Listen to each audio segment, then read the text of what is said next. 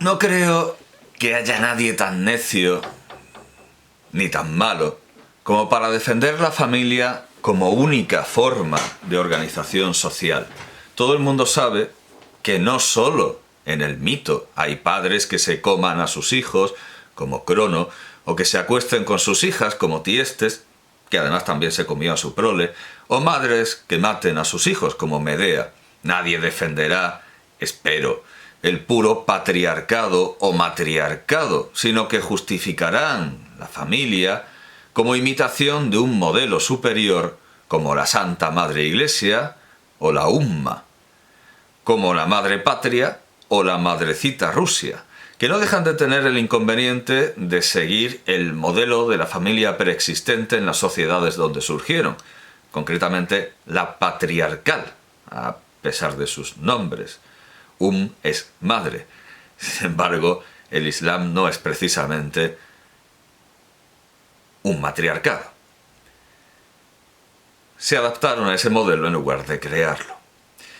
Dando por supuesto que todos los seres humanos decentes reconocen que hay instituciones sociales, asamblearias, la Iglesia, verticales, el sistema judicial, o tecnocráticas, el sistema sanitario y la asistencia social, que deben intervenir en la familia, el problema, antes de establecer cuándo es lícito que se dé esta intervención, si se han de realizar transfusiones de sangre o vacunaciones en los hijos sin el consentimiento de los padres, por ejemplo, consiste el problema en reconocer que a veces la intervención no es posible.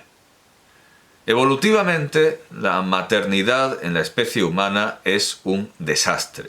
Los chiquillos salen por donde obviamente no caben y se exponen a una serie innecesaria de peligros durante una larguísima gestación.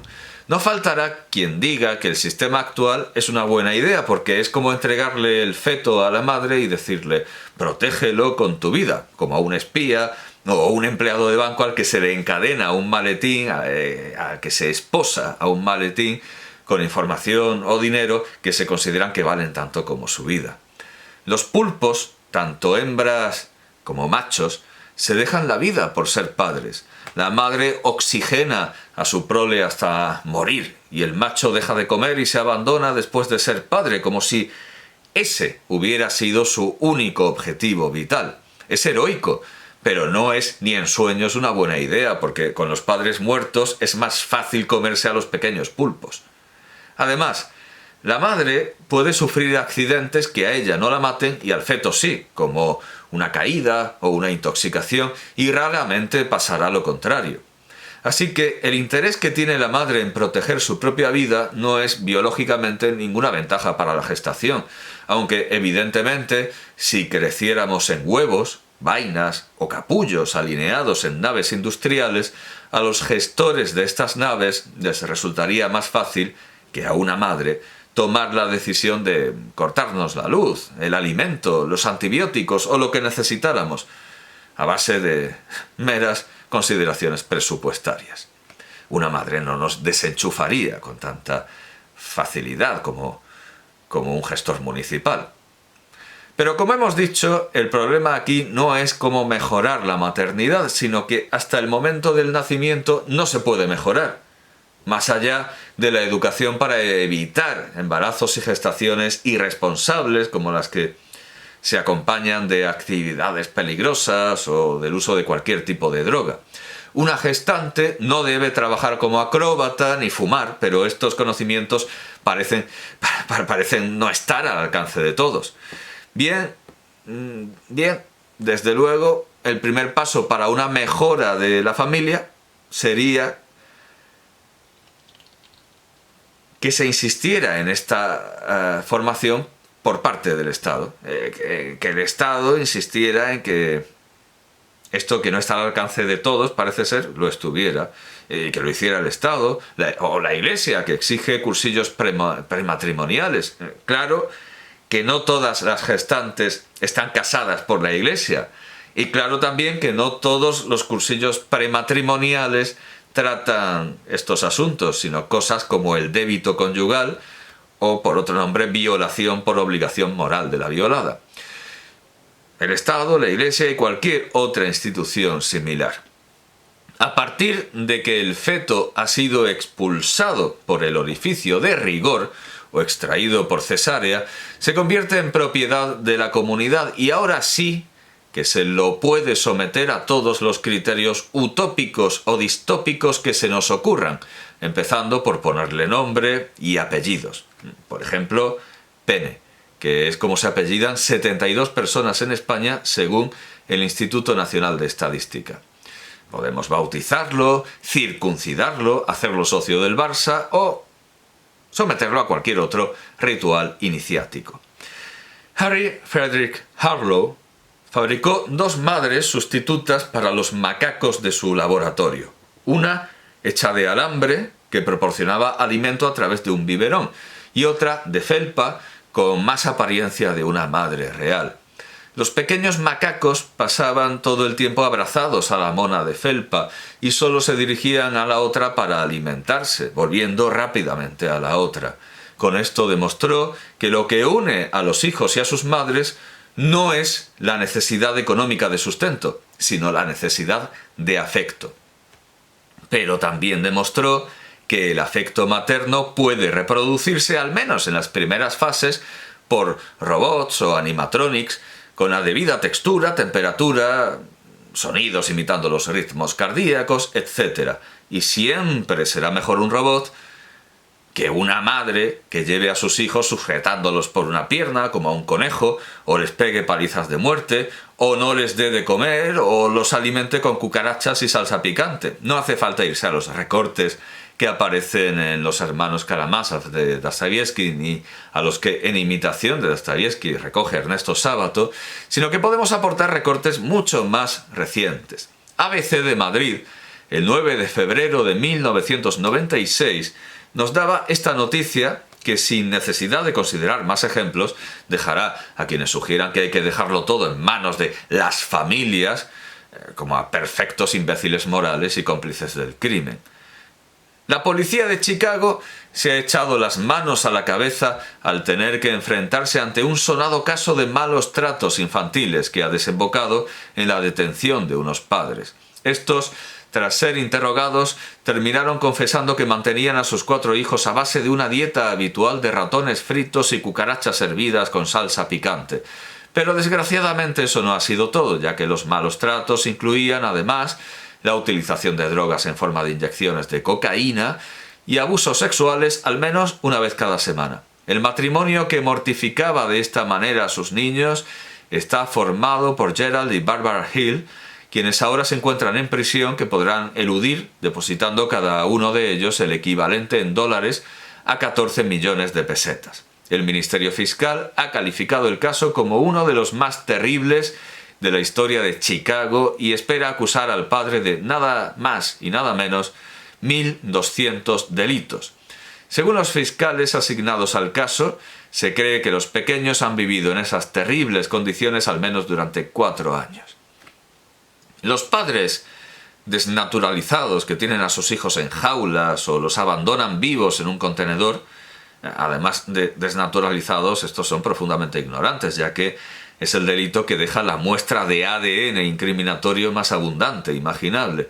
O los drogan, o los violan. Son una trágica realidad, pero también es una trágica realidad que sea muy difícil determinar ciertos casos de abuso en los que no intervienen fluidos corporales o sustancias prohibidas. El sistema judicial se vio profundamente confundido en el caso narrado por ABC, y no sabiendo qué hacer ante la baraúnda de fiscales, médicos, psiquiatras, asistentes sociales y demás expertos que presentaban ante los jueces un panorama cada vez más confuso, los jueces al final decidieron soltar a la pareja. Estos jueces decidieron soltar a la pareja por un lado y prohibir que vieran a sus hijos por otro. En todo caso, la protección a la infancia es un deber asumido por el Estado, con todas las imperfecciones imaginables, como que en los centros estatales de menores se viole o maltrate a los menores tanto como en las familias o en las instituciones eclesiásticas, o que a veces se retire la custodia demasiado a la ligera, o que sea muy difícil determinar qué es retirar la custodia demasiado a la ligera. Las instituciones y estados de carácter totalitario usan a los hijos como arma para controlar a los padres, desde la Inquisición a los CDR, tanto los Comités de Defensa de la Revolución en Cuba como los Comités de Defensa de la República en Cataluña. Por ejemplo, retirar la custodia porque un progenitor exprese opiniones anticonstitucionales sería considerado un abuso de índole totalitaria. Pero si estas opiniones anticonstitucionales van directamente contra su prole de manera insistente y reiterada, la cosa cambiaría bastante, pero seguiría sin estar clara. A los hijos se les supone el derecho a tener su propia personalidad, pero se les supone también una inmadurez que debería impedir que se les concediese mantener relaciones sexuales, casarse, tatuarse o cambiarse de sexo hasta llegar a ciertas edades, también muy difíciles de determinar. En 2013, el diario El País se quejaba, siempre preocupado por lo que hagan o no hagan los países de nuestro entorno, de que, y esto es cita, España es, junto al Vaticano, el país europeo donde la edad de consentimiento sexual es más baja, 13 y 12 años, respectivamente.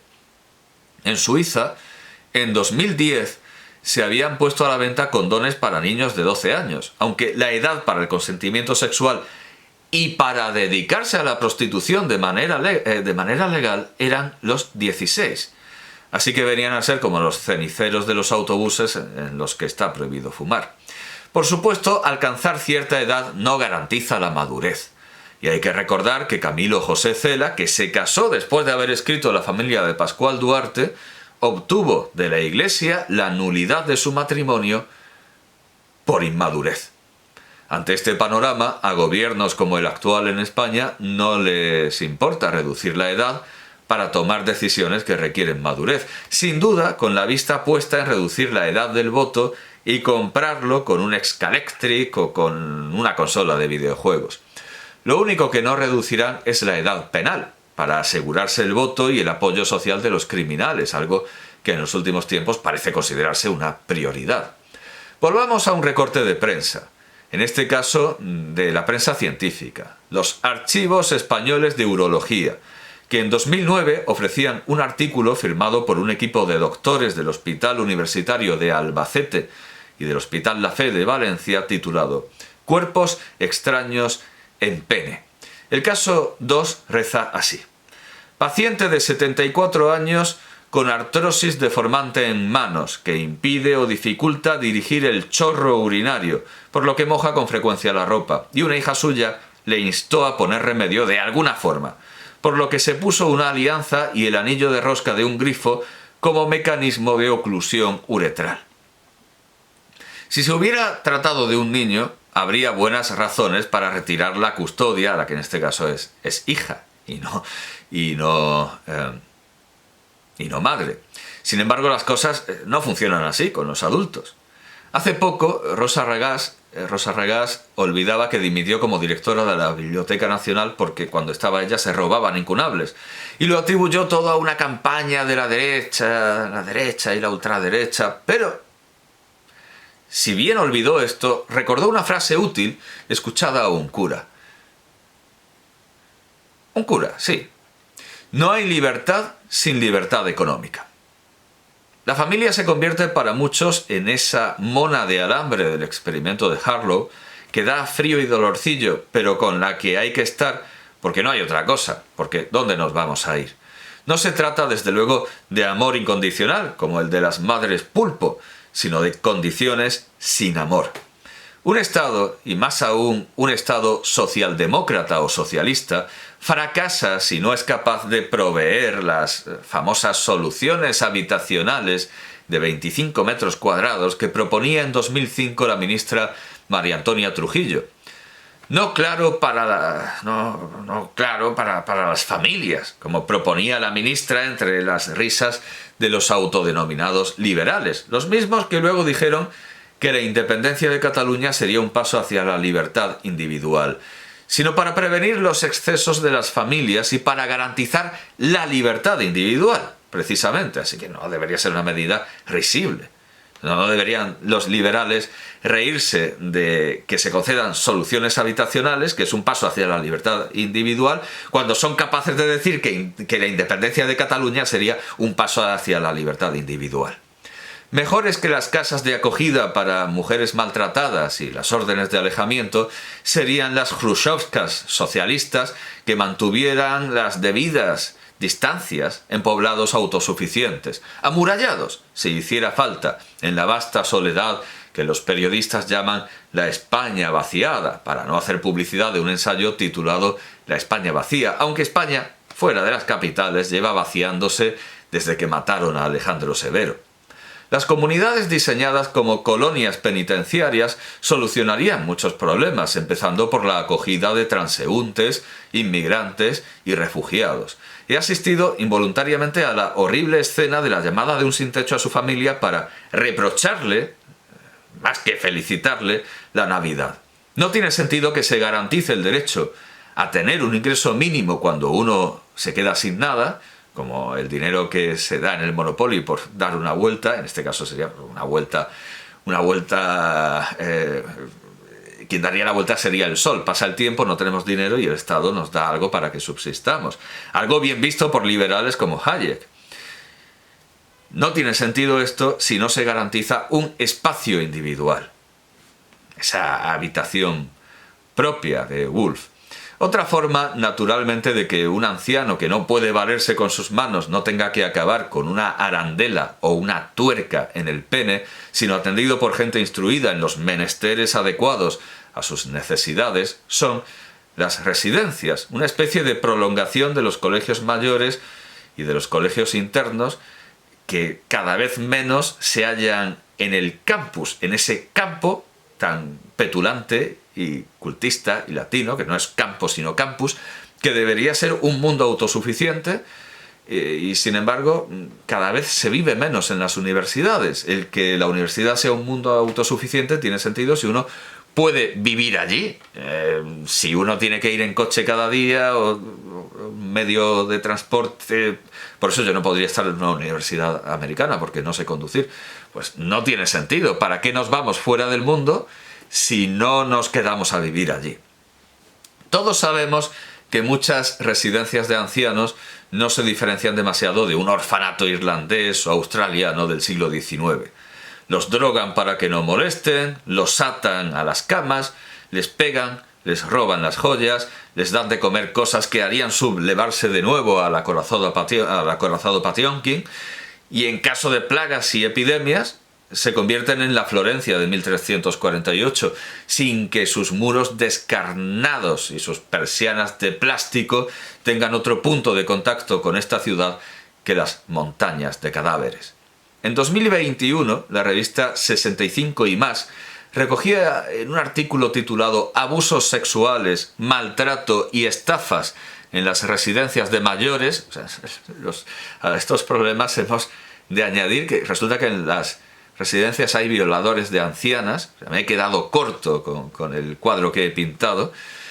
Abusos sexuales, maltrato y estafas en las residencias de mayores. Ahí se recogía en este artículo las declaraciones de Ignacio Fernández Cid, presidente de la Federación Empresarial de la Dependencia, FED, que se quejaba así. Especialmente en lo que llevamos de año, los medios de comunicación no dejan de lanzar machaconamente mensajes negativos sobre las residencias. Esto ha creado una animadversión contra las residencias desde la sociedad en general. Es terriblemente injusto, pero es así. En el mismo artículo, José María Toro, secretario del Círculo Empresarial de Asistencia a las Personas, CEAPS, y presidente de la Asociación Empresarial de Residencias y Servicios a Personas Dependientes de la Comunidad Valenciana, AERTE, volvía al problema por el que hemos empezado en esta disertación. Decía, también hay indeseables que se aprovechan de los mayores fuera del ámbito residencial, que les ofrece un mayor marco de protección. Alguien mayor que vive solo en su casa es una potencial víctima de estos desaprensivos que además pueden quedar impunes. En cambio, con la cantidad de personas que trabajan en un centro es fácil detectar si se producen este tipo de cosas, porque hay mucha gente trabajando. Y por último decía, la vigilancia que existe en los centros para detectar este tipo de cosas hace que sean tan puntuales como para que se conviertan en noticia. Pero las 325.000 personas a las que se atiende a diario están perfectamente cuidadas. Vamos, él lo sabe. Las 325, él sabe que están perfectamente. Por puntuales no quiere decir, como entenderíamos en buen español, que se producen temprano, sino que se trata de los famosos casos aislados, otro mito como el de los países de nuestro entorno o el del que quizás sea el mayor fracaso propagandístico de nuestra historia, el no se podía saber. ¿Se producen más abusos en las familias y en los domicilios con ancianos solos que en las residencias? No podemos saberlo. ¿Se producen más abusos en las residencias privadas que en las públicas? No lo sé. Pero en principio me fío tan poco de una residencia privada como de una cárcel privatizada, esa pésima idea que tanto entusiasma a muchos conservadores y liberales.